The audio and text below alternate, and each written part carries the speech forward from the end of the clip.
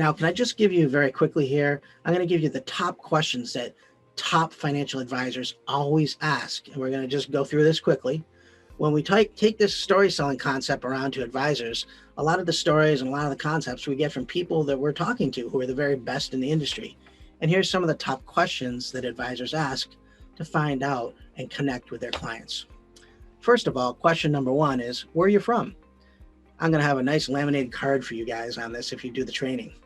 So write this down. Where are you from? You want to know about their history, where they grew up, what their background was like. Secondly, question number two, tell me about what you and your family, tell me a little bit about you, your family, your background. Do you have kids? Do you not have kids? Are you married? Are you single? These first two questions will get somebody going in a heartbeat. People love to talk about themselves. So somebody said, Scott, where are you from? Well, I'm from Boston. Oh, is that right?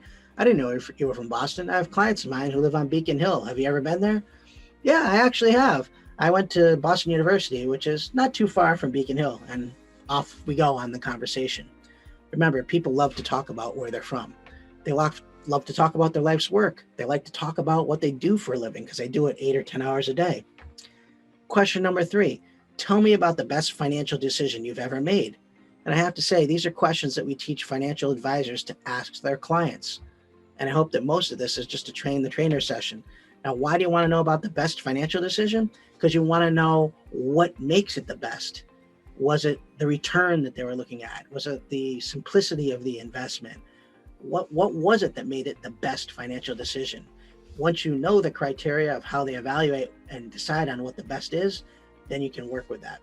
Question number four, what principles do you follow with your money? Simply, are there any investments that you avoid as a matter of principle?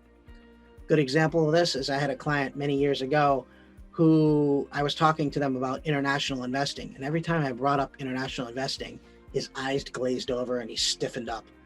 And I wasn't astute enough at the time to realize what the problem was. But every time I brought up the international investing idea, he wasn't having it. He wasn't interested in it. And I remember him going to the bathroom and then talking to his wife and saying, hey, I noticed that Jim was a little upset when I talked about international investing. Why was that? And Jim's father was a prisoner in Japan during World War II.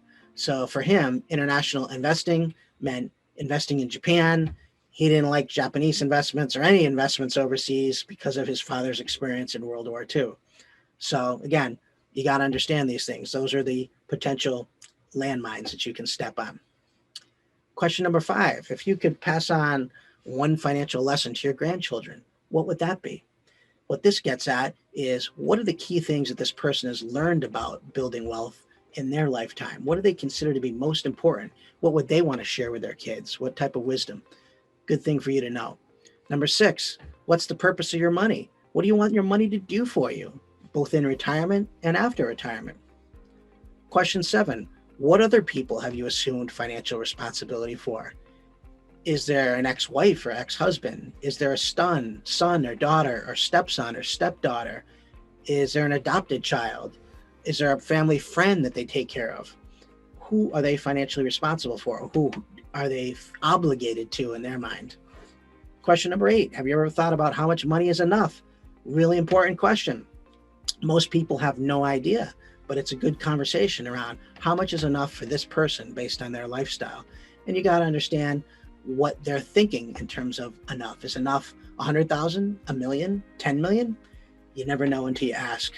Question nine, what do you expect from your financial advisor? That's a really important question, because until you know that, you're never going to know their criteria for hiring and keeping a financial advisor. And finally, question number 10, have you ever had a bad experience with a financial person? And if so, can you tell me what went wrong? You really want to understand, have they had bad experiences in the past? Why were they bad experiences? And help you understand things not to do in your relationship with that particular client. All these things should be on a laminated card for you. There are questions that top advisors all ask. And remember, don't just ask the questions, write down the answers, because you're going to be using this information when you get to the persuasion part of the presentation.